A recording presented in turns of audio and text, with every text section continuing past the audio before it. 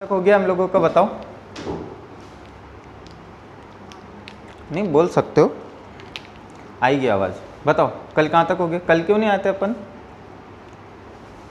हाँ, सो रहे थे। आया करो रोज़, रोज़ आओगे तभी तो समझ में आएगा। चलो, कल हम लोग हुमायूं देख रहे थे ना। मैंने कल आप लोगों को हुमायूं के बारे में बताया था, है ना। कल दो युद्ध भी पढ़ लिए थे हम लोगों ने, है ना। एक चौसा का युद्ध और एक कौन सा, कन्नौज या बिलग्राम का युद्ध। ठीक है। चौसा के युद्ध में जो शेर खां था उसने भाई हुमायूं को पराजित किया था। फिर एक और युद्ध हुआ था 1540 में, कन्नौज या बिलग्राम का युद्ध। और उस युद्ध में भाई भारतीय इतिहास में पहली बार क्या होता है, तख्ता पलटता है। तख्ता ऐसा पलटता है कि जो हुमायूं रहता है ये भारत से भारी भाग जाता है। ठीक है। तो इस समय फिर भारत पर शासन कौन करता है, तो अपने भारत के ऊपर फिर आ जाती है अफ़गानों की सत्ता। ठीक है। और वो अफ़गान शासक रहता है कौन, शेरशाह सूरी। ठीक है। भारत में द्वितीय अफ़गान साम्राज्य का संस्थापक बनता है। आप लोगों को दिल्ली सल्तनत में मैंने बताया था कि जो 5 राजवंश थे, है ना। दिल्ली सल्तनत में जो गुलाम वंश था, खिलजी वंश था, तुगलक, सैयद और सबसे जो लास्ट में आया था वो लोधी वंश था। और लोधी वंश की स्थापना करी थी बहलोल लोधी ने। वो भारत में फर्स्ट अफ़गान साम्राज्य का संस्थापक बना था। बट हुमायूं के समय क्या था, जो शेर खां था ये द्वितीय अफ़गान साम्राज्य का क्या बना, संस्थापक। यानी कि अब भारत के ऊपर 1540 में 1540 ईस्वी में किसका शासन आ गया, सूर साम्राज्य का आ गया था। किसका, सूर साम्राज्य का। ठीक है। और ये भारत में जो सूर्य साम्राज्य है ये लगभग 1540 ईस्वी से लेकर 15 वर्षों तक 1555 ईस्वी तक क्या करेगा, भारत पर शासन करेगा। और ऐसे समय में जो हुमायूं रहेगा ये क्या करेगा, दर दर की ठोकरें खाएगा। कैसे खाएगा, तो देखो कन्नौज के युद्ध में जैसे ही शेरशाह सूरी ने हुमायूं को पराजित किया था, तो वैसे ही क्या करा, हुमायूं जो था ये अपने भाई अश्करी की बदौलत कहाँ पहुँचा था, पाकिस्तान पहुँचा था। और पाकिस्तान में इस हुमायूं को शरण मिली थी अमरकोट में। कहाँ पर, अमरकोट में। अब देखो यहाँ अमरकोट के उस समय एक राजा हुआ करते थे, राणा वीरसाल। और इस राजा वीरसाल के महलों में हुमायूं को भाई पेन गेस्ट के रूप में रख लिया था, है ना। हुमायूं रह रिया है अभी कहाँ पर, राणा वीरसाल के महलों में एज अ पेन गेस्ट के रूप में। 15 वर्षों तक यहीं पर भटकते रहेगा। हुमायूं का आप लोग यदि शासन देखोगे तो हुमायूं का जो शासन है वो भाई 1530 से शुरू हुआ था और 1540 तक चला था। अब फिर से शुरू होगा 1555 से और एक वर्ष 1556 तक चलेगा। यानी कि ये 15 वर्ष करेगा क्या, तो यहाँ पर जो 15 वर्ष हैं ये हुमायूं क्या करेगा, ये पाकिस्तान में गुजारेगा, मतलब राणा वीरसाल के महलों में। अब देखो राणा वीरसाल भी बढ़िया थे, अश्करी की बदौलत क्या करा इसने, हुमायूं को एक कमरा दे दिया, बढ़िया रे तू तो कोई टेंशन नहीं। अब बेचारा क्या करे, हुमायूं दिन भर ही कमरे में बैठे रहे। अब एक दिन क्या होता है, हुमायूं कमरे से बाहर निकलता है तो खिड़की में से देखता है, उसको एक खिड़की में से एक चीज़ दिखती है। बाहर देखता है तो एक मस्जिद दिखती है। अब मस्जिद का प्रशासन कौन करता है, मौलवी। तो मस्जिद में से ये मौलवी क्या कर रहा है भाई, प्रशासन कर रहा है, क्योंकि मस्जिद में तो मौलवी मिलेंगे ना। और ये जो मौलवी है ना, ये हुमायूं के भाई हिंदाल का गुरु है। ठीक है। हुमायूं रह रहा है अमरकोट के राणा वीरसाल के महलों में, निर्वासन काल व्यतीत कर रहा है। इस महल के पास में एक मस्जिद, और उस मस्जिद का प्रशासन करता है मौलवी। और ये मौलवी राणा वीरसाल का राजकीय मौलवी है। और ये मौलवी का गुरु, ये मौलवी जो है ये हिंदाल का कौन है, गुरु है। अब एक दिन जो हुमायूं था ये भटक रहा था महलों में, और एकदम से उसकी नज़र टिकी मस्जिद के ऊपर। 24 घंटे तो बेचारा कमरे में ही रहे। अब ये खिड़की के पास आके बैठ गया, और 24 घंटे में से 18 घंटे ये किसको निहारते रहे, सिर्फ और सिर्फ मस्जिद को। क्या था ऐसा मस्जिद में, खिड़की के पास बैठ गया और 24 घंटे तक किसको देखते रहे, मस्जिद को। मतलब खाने पीने, नहाने धोने और जो दूसरे नित्य क्रियाक्रम होते हैं वो करने के बाद सीधे खिड़की के पास आ जाता था, और सीधे के सीधे एक ही चीज़ को देखता रहता था वो, किसको, मस्जिद को। मस्जिद को नहीं देखता था, मस्जिद में किसको देखता था, मौलवी को भी नहीं देखता था। ये मौलवी की 13 साल की एक छोरी थी, इसका नाम था हमीदा बानो। क्या नाम था? हमीदा बानो, है ना। देखो आप लोगों को बताया था 1508 में हुमायूं का जन्म हुआ था। अभी बात चल रही है 1540-41 की। 1508, 1540-41, लगभग अभी हुमायूं हो गया 32 साल का, और 32 साल का डोकरा 13 साल की छोरी को दिल दे बैठा है। और दिल भी ऐसा दिया कि 24 में से 18 घंटे ये सिर्फ और सिर्फ किसको निहारते रहे? हमीदा बानो को। अब यहाँ पर यह है कि देखेगा जब तक तो देखेगा, देखने से कुछ थोड़ी होता। तो हुमायूं ने सोचा यार ये किस तरीके से मुझे मिलेगी। तो हुमायूं जाता है किसके पास? राणा वीरसाल के पास। ये सोचता है कि यार राणा वीरसाल अपना काम जचाएंगे यार, क्योंकि इनका राजकीय मौलवी। राणा वीरसाल को बोलता है यार तू भाई अपना अपना देखता हैगा, मेरे बारे में कुछ नहीं सोचता है। राणा वीरसाल बोलते ठीक है यार देखेंगे। हुमायूं सोचता है ये अपना काम नहीं बनाएगा, भाई के पास चलो, क्योंकि भाई का गुरु है वो। हुमायूं जाता है किसके पास? हिंदाल के पास। और हिंदाल को बोलता हैगा हुमायूं कि तू अपने ही अपना देखता हैगा, है ना, बड़ा भाई ऐसे ही भटक रही है, घूम रही आएगा, कुछ बड़े भाई के बारे में भी सोचा करे। और यहाँ पर हुमायूं हिंदाल को एक गाना सुनाता है, नैनों में सपना, सपनों में सजनी, और सजनी पे दिल आ गया। अब यहाँ हिंदाल भी चतरा था। हिंदाल बोले भैया ये कामों में कुछ नहीं रखा है, जीवन भर ताथैया ताथैया ताथैया होनी है, पूरा भारत छोड़ के आ गए हो तुम। इधर हुमायूं को लगने लगा था कि यार हिंदाल भी अपना काम नहीं बनाएगा। अब ये वापस जाए राणा वीरसाल के पास, कभी हिंदाल के पास। ये दोनों बेचारे परेशान हो गए कि यार पहले इसका काम निपटाते। तो राणा वीरसाल और हिंदाल बात करने जाते किससे? इस मस्जिद के मौलवी से। और यहाँ पर देखो किस्मत चेत जाती। हुमायूं का 13 वर्षीय बालिका हमीदा बानो के साथ 29 अगस्त 1941 को निकाह हो जाता है। क्या हो जाता है? विवाह हो जाता है। 1541 है ना। देखो यहाँ पर एक चीज़ सीखने को मिलती है हम लोगों को इतिहास से। दूसरे के घर में एज अ पेन गेस्ट के रूप में रह रहे हैं और इश्क सूझ रहा है, और इश्क भी ऐसा सूझा कि काम ही बन गया। 32 साल का डोकरा 13 साल की लड़की पे दिल दे बैठा है, और यहाँ पर दोनों को परेशान कर दिया इसने। और परेशानी के चक्कर में ये दोनों जब परेशान हुए तो मौलवी की लड़की से निकाह करा दिया। याद रखना 29 अगस्त 1541 को इस हुमायूं का निर्वासन काल में इस हमीदा बानो के साथ निकाह हुआ था। और इसी निर्वासन काल में इसी राणा वीरसाल के महलों में 15 अक्टूबर 1542 को इसी हुमायूं से इसी हमीदा बानो को एक पुत्र पैदा हुआ था। पुत्र का नाम था अकबर। ये अकबर की मम्मी है। नाम सुना है आप लोगों ने अकबर का?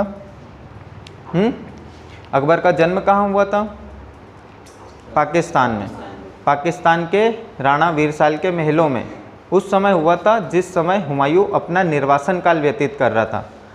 अब देखो आप लोग इतिहास से यहाँ पर एक और चीज़ सीखने को मिलेगी। मुझे ये बताओ कि ये जो हुमायूं था, इस हुमायूं के पापा कौन थे? हुमायूं के जो फादर थे उनका नाम तो था मिर्ज़ा जहीरुद्दीन बाबर। ये बाबर था। ये बताओ जिस समय बाबर जिंदा था, है ना, उस समय बाबर ने अपना पूरा जो राजपाट था वो किसको सौंप दिया था? हुमायूं को। हुमायूं पूरा उजाड़ के बैठा था। क्यों? क्योंकि भाई पूरा भारत तो अभी सूर साम्राज्य के पास में। जिस समय अकबर पैदा हुआ था उस समय इसके पिताजी के पास क्या था? कुछ भी नहीं था, क्योंकि दूसरे के यहाँ पेन गेस्ट के रूप में रह रहे थे। और फिर भी आप लोग सुनोगे कि इन मुग़लों में बाबर, हुमायूं, अकबर, जहांगीर, शाहजहाँ, औरंगजेब, इसके बाद और 14 जो उत्तरवर्ती मुग़ल आए थे, उनमें सबसे बड़ा विशाल साम्राज्य खड़ा करता है कौन? अकबर। जब पिता के पास सब कुछ था उजाड़ के बैठ गए। जब पिता के पास कुछ नहीं है तो एक विशाल साम्राज्य खड़ा कर दिया। कैसे? परिस्थितियाँ कुछ भी करवा लेती है ना। यहाँ पर परिस्थितियाँ वैसी थी, है ना, ऐसी कोई बात नहीं। जिस समय हुमायूं पैदा हुआ था उस समय ये बताओ भारत जो बाबर था ये कितनी आफत अफीम में था? भयंकर आफत अफीम में था ना। शेवानी खां से लड़ना, कहीं उत्तर पश्चिम को जीतना। और इधर जब अकबर पैदा हुआ था तब हुमायूं के पास क्या था? कुछ भी नहीं। ये फुर्सत में पैदा की हुई औलाद थी और ये भागा दौड़ी की औलाद है ना। तो भागा दौड़ी की औलाद हमेशा उल्टा करती है, फुर्सत की औलादें हमेशा अच्छा करती हैं। देख लो आप अकबर और हुमायूं को, ये एग्जाम्पल है। बाबर उस समय शिवानी खां, उज्बेकिस्तान, उत्तर पश्चिम को जीतने में लगा हुआ था, और ऐसे समय में पैदा हो गया था माही बेगम की संतान हुमायूं, भागम दाड़ू की औलाद। और ये अकबर, ये फुर्सत की औलाद है। कुछ था क्या इसके पिताजी का? किसी से कोई झगड़ना नहीं, ये इधर गुल खिला रहे, अकबर पैदा कर लिया। इसने विशाल साम्राज्य क्या करा था? खड़ा कर लिया था। अब देखो इसी समय क्या हुआ, इसी समय ईरान का एक शासक था, है ना, उसका नाम था तापहमस। ईरान का एक शासक था जिसका नाम क्या था? तापहमस।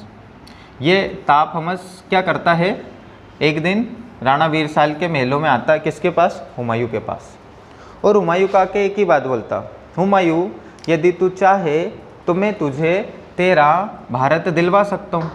हुमायूं बोले यार नहा धो क्या सुबह सुबह क्यों मजाक कर रही है? कौन नहीं चाहेगा भारत को लेना, ला दे मेरा भारत। तापहमस बोले जेब में लेके थोड़ी घूमता हूँ कि मैं तुझे तेरा भारत दूंगा, इसके लिए तुझे कुछ करना पड़ेगा। बोले क्या करना पड़ेगा? बोले हुमायूं तुझे सियामत का पालन करना पड़ेगा। देखो मुसलमानों में दो संप्रदाय चलते हैं, एक चलता है सुन्नी, एक चलता है शिया। जो हुमायूं था ना, ये सुन्नी मुसलमान था। तापहमस ने बोला कि तुझे आज से सियामत का पालन करना पड़ेगा। हुमायूं बोले कोई दिक्कत नहीं, बाबर की कसम आज से मैं शिया मुसलमान, ला दे मेरा भारत। बोले तुझे दूसरा काम भी करना पड़ेगा, तुझे काबुल और कंधार, काबुल और कंधार ये जीतकर मुझे देने पड़ेंगे, क्योंकि ये भारतीय सीमा के समीप पड़ते हैं, इसे मैं अपने साम्राज्य में मिलाऊंगा, फिर तुझे तेरा भारत दिलाऊंगा। हुमायूं बोले कोई टेंशन ही नहीं यार, काबुल कंधार तो मेरे ही हैं। आप लोग कल की क्लास याद करो, जिस समय हुमायूं का 30 दिसंबर 1530 को राज्याभिषेक हुआ था, तो राज्याभिषेक के बाद क्या हुआ था भाई, हुमायूं ने अपनी जितनी भी पैतृक संपत्ति थी ये अपने भाइयों में डिवाइड कर दी थी, है ना। मैंने आपको बताया था अश्करी को इसने संबल प्रदेश दिया था, है ना। कामरान को क्या दे दिया था इसने? काबुल और कंधार, है ना। तो हुमायूं को तापहमस बोलता है कि तू काबुल और कंधार जीतकर मुझे दे, मैं अपने साम्राज्य में मिलाऊंगा और फिर भारत पर आक्रमण करेंगे, फिर तुझे मैं तेरा भारत दिलवाऊंगा। हुमायूं बोले कोई दिक्कत नहीं यार, मैंने मेरे भाई को दी, अभी जाता हूँ मैं ले आता हूँ। और इधर से हुमायूं जाता है कहाँ पर? कंधार। और जैसे ही जाता है तो यहाँ का शासक कौन है? कामरान। हुमायूं जाता है कामरान के पास, मैंने तेरे को वो शुरू में जब राजा बना था तब ज़मीन दी थी, जा मुझे वापस से दे मेरे काबुल और कंधार। कामरान बोलता जा रही है कि नहीं, दे दूँगा एक खींच के तेरे में, खुद का तो पूरा उजाड़ के बैठा है और इधर हमारे से भी लेने आ गया। यहाँ पर क्या होता है तापहमस की बदौलत ये हुमायूं अपने भाइयों को मारता है, कामरान की कुटाई हो जाती। और जैसे ही कामरान की कुटाई होती तो हुमायूं के दूसरे भाइयों को पता चलता, अश्करी को पता चलता है, हिंदाल को पता चलता है, सुलेमान को पता चलता है यार बड़ा भाई तो पागल हो रहा, आज छोटे को मार रहा, कल अपनी भी बारी हो सकती। और हुमायूं कंधार जीतने के बाद जा रहा था काबुल। इस समय जो हुमायूं की सबसे बड़ी मदद करी थी किसने? अश्करी ने। अश्करी ने क्यों मदद करी थी? जिस समय शेरशाह सूरी ने हुमायूं को भगाया था उस समय ये अश्करी था जिसने राणा वीरसाल के महलों में शरण दिलाई थी हुमायूं को। अब यहाँ कंधार जीतने के बाद हुमायूं जा रहा है कहाँ पर? काबुल। और उसी समय ये अश्करी को इस हुमायूं का 5 वर्षीय बालक अकबर हाथ में लग जाता है। ये इसको किडनैप कर लेता है अश्करी अकबर को, और किडनैप करने के बाद सौंप देता है किसको? कामरान को। और एक ही बात बोलता है भाई दुश्मन की सबसे बड़ी नस यही है, पकड़ ले इसको। कामरान अकबर को काबुल के किले पे ले जाके टांग देता है, क्योंकि अब काबुल को तोपों से उड़ाने वाला था कौन? हुमायूं। और इधर जैसे ही काबुल के किले पर देखता है कि यार कोई टंगा हुआ है, तोपें एकदम बिछी हुई थी, बोलता है रुको रुको रुको रुको, 2 मिनट सोचने का समय दो। थोड़ी देर बाद बोलता है चलाओ, बच्चे तो और पैदा हो जाएंगे, भारत नहीं मिलने वाला। और आप लोगों की किस्मत देखो, अकबर बच गया। नहीं तो उस दिन यदि अकबर उड़ जाता तो मुगल ख़त्म। बट क्या हुआ? अकबर उस दिन बच गया था। ठीक है, अब भाई काबुल भी जीत लेता है, भाई हुमायूं ने वादा करा था कि मैं सियामत का पालन करूँगा, आज से सियाम मुसलमान बन जाता है। काबुल कंधार जीत कर तुझे सौंपूँगा, ये दोनों भी दे दिए। अब भाई हुमायूं बोलता है ताप हमस को, ला मुझे मेरा भारत दिलवा। ताप हमस बोलता है ले भाई, मेरे पास तो मेरी सबसे बड़ी तोप है, कौन? बैरम खां, यही तुझे तेरा भारत दिलवा सकता है। और वाकई में यही वही बैरम खां हैं, ताप हमस का सेनापति, जिसकी बदौलत हुमायूं क्या करेगा, अब भारत जीतने के जो सपने देख रहा था उसको पूरा करेगा। इसी बैरम खां की बदौलत क्या करेगा, वो भारत जीतेगा। ठीक है, अब देखो, एक सेकंड रुकना। देखो अब भाई इस समय देखा जाए तो भारत पर कौन है, भारत पर कौन शासन कर रहा है? सूर साम्राज्य, है ना। और सूर साम्राज्य का संस्थापक कौन? शेरशाह सूरी। कौन? शेरशाह सूरी। देखो जिस समय हुमायूं वापस भारत जीतने के प्रयास कर रहा होता ना, उस समय ये शेरशाह सूरी नहीं है। अब कौन बैठा हुआ है? देखो सूरवंश में सबसे पहले बैठा था शेरशाह सूरी। इसने 1540 से लेकर 1545 ईस्वी तक शासन किया था। कहाँ पे? भारत के ऊपर, सूरवंश में। और यही व्यक्ति भारत में सेकंड अफगान साम्राज्य का संस्थापक बना था। तो क्वेश्चन पूछा जाए द्वितीय अफगान साम्राज्य का भाई संस्थापक कौन था भारत में, तो द्वितीय अफगान साम्राज्य का जो संस्थापक था उसका नाम था शेरशाह सूरी। ठीक है, आप लोग ये याद रखना, संस्थापक। ठीक है, इसने मात्र 5 वर्षों तक क्या किया था? शासन किया था। ठीक है, और इसको एक चीज़ और याद रखना, इसको अकबर का पूर्वगामी कहा जाता है, क्योंकि जो अकबर के द्वारा प्रशासनिक कार्य आगे बढ़ाए गए थे वो शेरशाह सूरी ने ही शुरू करे थे। ठीक है, इसका प्रारंभिक नाम था फरीद। फरीद बोलते थे महाराज को, है ना। और ये जो फरीद था ये पहले बहार खान लोहानी की सेना में एक मामूली सा सैनिक था। तो बहार खान लोहानी के ऊपर एक बार क्या करा था, शेर ने आक्रमण करा था। ये सैनिक थे, इन्होंने तलवार निकाली और तलवार के एक ही वार से शेर की गर्दन काट दी थी। तो बहार खान लोहानी ने इस फरीद को फिर एक उपमा दी थी शेर खां की। किसकी? शेर खां, यानी कि यही फरीद को किस नाम से जाना जाता था? शेर खां। फिर इसी शेर खां ने 1539 में एक युद्ध लड़ा था हुमायूं के साथ, चौसा का युद्ध। और इस चौसा के युद्ध में हुमायूं को जैसे ही पराजित करा था तो इसी शेर खां ने एक उपाधि धारण करी थी, शेरशाह की। और हुमायूं ने इसका बाद 1540 में कन्नौज का युद्ध लड़ा था, या इसे ही बिलग्राम का युद्ध बोला जाता है। और इस कन्नौज या बिलग्राम के युद्ध में इस शेरशाह ने हुमायूं को बुरी तरीके से पराजित कर दिया था। और 1540 में हुमायूं भक्के वहाँ चले गए थे और वहाँ उनका निर्वासन काल चल रहा था। इसके बाद शेरशाह सूरी जो था ये दिल्ली की गद्दी पर बैठा था, है ना। तो भाई इसके बारे में थोड़ा सा याद रखना, भारत में द्वितीय अफगान साम्राज्य का संस्थापक बनता है और इसको बोला जाता है अकबर का पूर्वगामी। क्या बोला जाता है इसको? अकबर का पूर्वगामी, है ना। क्योंकि शेरशाह सूरी ने ही अकबर ने ही क्या करा था, इस शेरशाह सूरी के जो प्रशासनिक कार्य थे इनको आगे की ओर बढ़ाया था। ठीक है, बंगाल से लेकर संपूर्ण उत्तर भारत को क्या कर रखा था, इसने जीत रखा था। और एक बात और याद रखना कि ये शेरशाह सूरी जो है इसने क्या करा था, हमारे देश की उस समय की जो सबसे लंबी सड़क थी शेरशाह सूरी मार्ग का निर्माण करवाया था, है ना। शेरशाह सूरी मार्ग, है ना। ये जो शेरशाह सूरी मार्ग है ना, ये कहाँ पर है? तो ये पहले भाई अपने पेशावर से लेकर आता था कहाँ तक? बंगाल तक। बंगाल यानी कि आज का जो भाई कलकत्ता है वहाँ का एक गांव है सोनार गांव। तो इसने क्या कर रखा था, सोनार गांव से लेकर पेशावर तक एक सड़क बनवाई थी। इसी सड़क को किस नाम से जाना जाता था? शेरशाह सूरी मार्ग के नाम से जाना जाता था। ठीक है, अब आप लोगों ने ये देखो, जिस समय भारत में ब्रिटिश काल आया, अंग्रेज़ों का शासन आया, तो अंग्रेज़ों ने क्या करा भाई, इस शेरशाह सूरी का जो नाम था इसको चेंज करा, इसको नाम दिया जीटी रोड। तो एग्ज़ाम में एक क्वेश्चन आता है कि ये जीटी रोड का नाम, ये जीटी रोड किसने बनवाई थी? तो ये जीटी रोड भी शेरशाह सूरी ने बनवाई थी, है ना। ये जीटी रोड क्या, यही शेरशाह सूरी मार्ग है ना। और शेरशाह सूरी मार्ग कहाँ से कहाँ तक आता था? तो ये सोनार गांव से आता था पेशावर तक। देश आज़ाद हुआ। देश आज़ाद के बाद हमारे भारत में बहुत सारे नेशनल हाईवेज़ बनाए गए और इसमें ये पेशावर तो आता है पाकिस्तान में, सोनारगांव आता था इंडिया में, ठीक है। तो अब दो देश बन चुके हैं अलग अलग। तो यहाँ पर क्या हुआ, अभी वर्तमान में यदि आप लोग ये सड़क देखोगे तो ये वर्तमान में सड़क कहाँ से कहाँ तक है, तो ये है अमृतसर से लेकर दिल्ली तक और दिल्ली से लेकर ये वर्तमान सोनार कलकत्ता तक, ठीक है। क्योंकि ये वाला जो पार्ट है ये पूरा पाकिस्तान में जा चुका है और ये वाला जो पार्ट है प्रेजेंट का ये इंडिया में भी, ठीक है।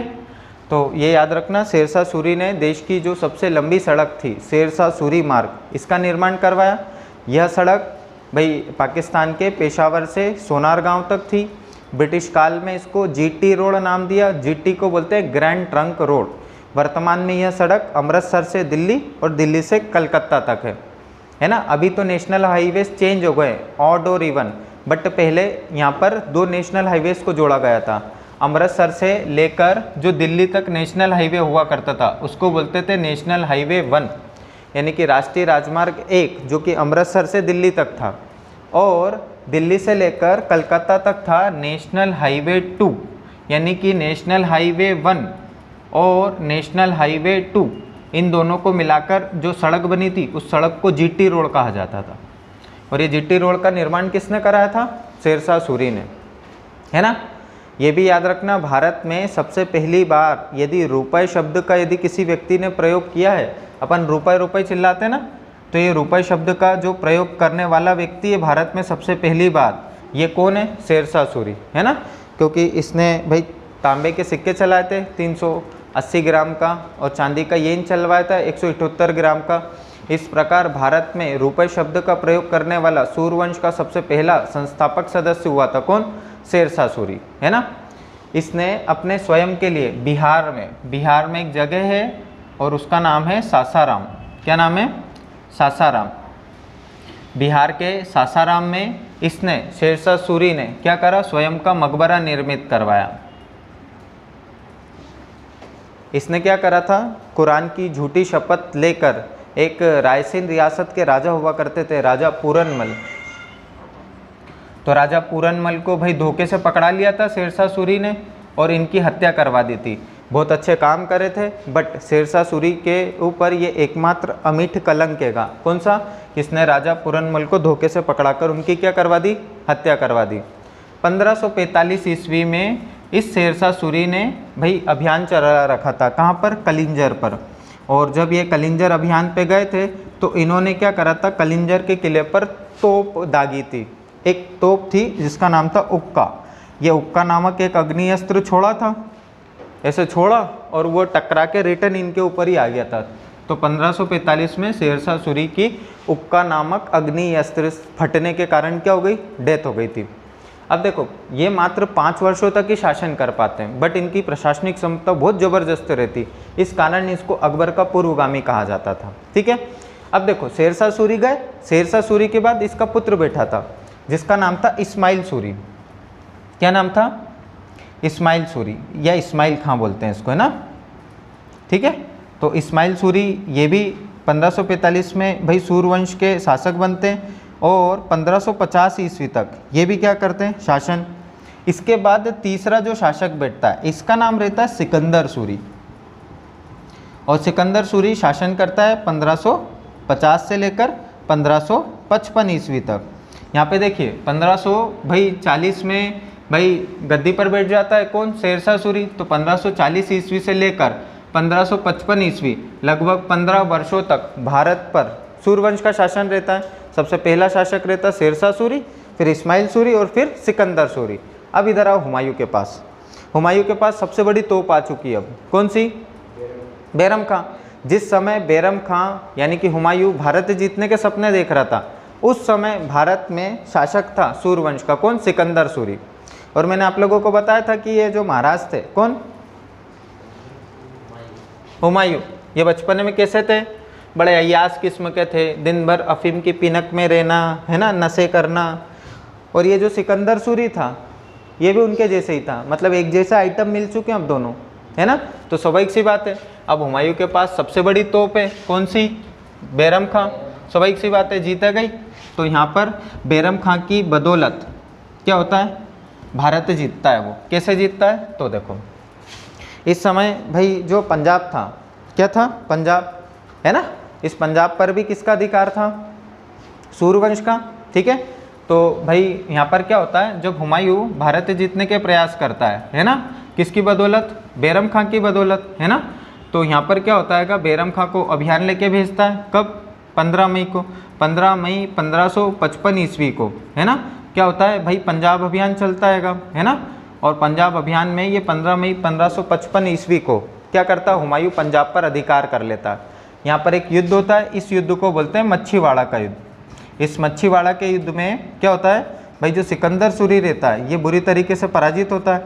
सिकंदर सूरी और हुमायूं के बीच में क्या होता है भाई, 15 मई 1555 ईस्वी को पंजाब में क्या होता है, एक भयानक युद्ध होता है। उस युद्ध को मच्छीवाड़ा का युद्ध बोलते हैं। इस मच्छीवाड़ा के युद्ध में जो अफगान शासक रहते हैं ये बुरी तरीके से क्या होते हैं, पराजित होते हैं। इसके बाद हुमायूं आगे बढ़ता है और 22 जून 1555 ईस्वी को अफगानों के मध्य और हुमायूं के मध्य एक युद्ध होता है। उस युद्ध को बोला जाता है सरहिंद का युद्ध।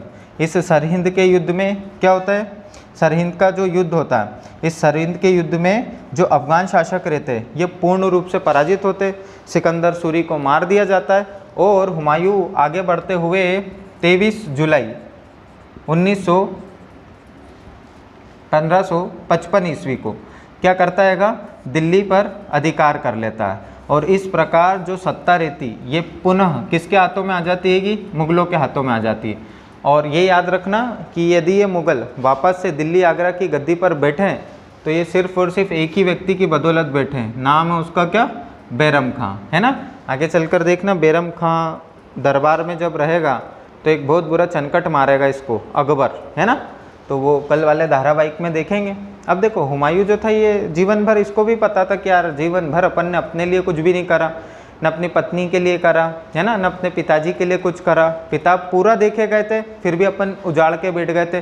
तो अपने को दुनिया याद रखे तो अपन ऐसा क्या करें। तो इसकी पत्नी रहती है हाजी बेगम, वो क्या करती है, इस हुमायूं के लिए एक मकबरा बनवाती है दिल्ली में।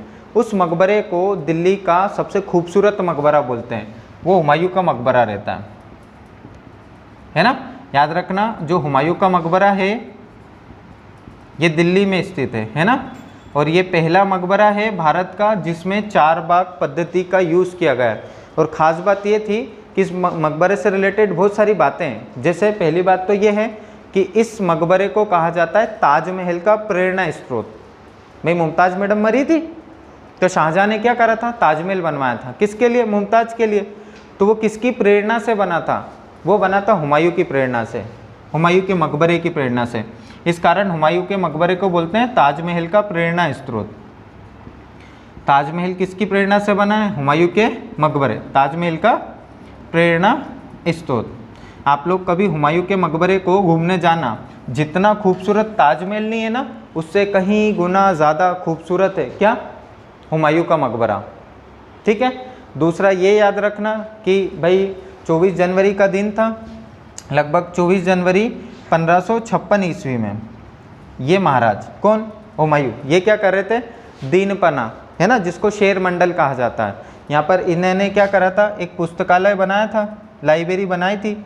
और इस पुस्तकालय में हुमायूं क्या करे, भाई गए होंगे किताब कापी कुछ पढ़ने के लिए, सड़ाव से ऊपर गए, किताब विताब पढ़ी और वैसे के वैसे ही क्या हुआ, ये सड़ाव से फिसले।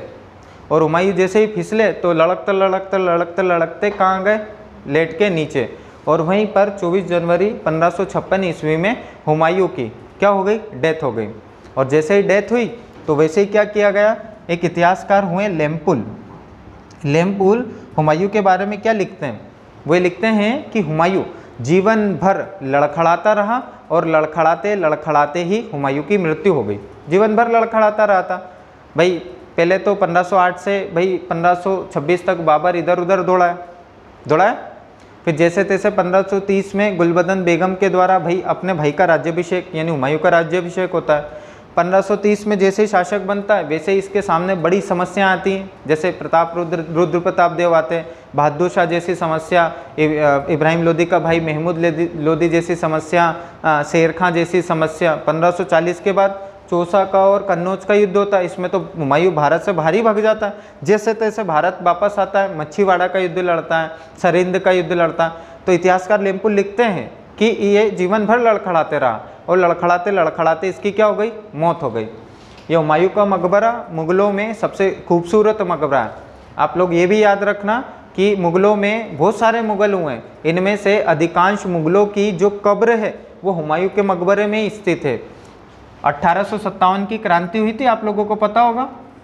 1857 की जब क्रांति हुई थी तो इस 1857 की क्रांति के जो राष्ट्रीय नेता बनाए गए थे वो हमारे देश के सबसे अंतिम मुगल बादशाह बहादुर शाह जफ़र सेकंड बनाए गए थे। और उस समय 85 ईयर के थे ये, यानी क्रांति का नेतृत्व दिया तो 85 साल के डोकरे को, बहादुर शाह जफ़र सेकंड को। तो आप लोगों को पता है बहादुर शाह जफ़र जब भागे थे, है ना, जब पता चला था अंग्रेज को कि इन्होंने अपने को खुद को राष्ट्रीय नेता घोषित कर दिया, तो जब बहादुर शाह जब भगे थे ना तो भगकर ये छुपने के लिए कहाँ आए थे, इस हुमायूं के मकबरे में। और यहीं से जो एक हड़सन नामक एक अंग्रेज़ था, इस हड़सन नामक अंग्रेज़ ने बहादुर शाह को इसी हुमायूं के मकबरे से पकड़ा था और रंगून भेज दिया था। ये रंगून कहाँ आता है, तो ये प्रेजेंट में म्यांमार में आता है ना। पहले म्यांमार को वर्मा कहा जाता था और इस वर्मा की कैपिटल होती थी क्या, रंगून, ठीक है। तो इस प्रकार से ये हुमायूं का शासन रहता है 1540 से लेकर 1555, ठीक है, सॉरी 1530 से लेकर 1555-56 तक, ठीक है। 15 वर्षों तक ये भटकता है। भटकने के बाद अकबर पैदा हो जाते हैं। अब नेक्स्ट पार्ट जो हम लोगों का पढ़ेंगे हम लोग, वो क्या पढ़ेंगे, अकबर। अब आप लोगों को कुछ पूछना है तो पूछ लीजिए।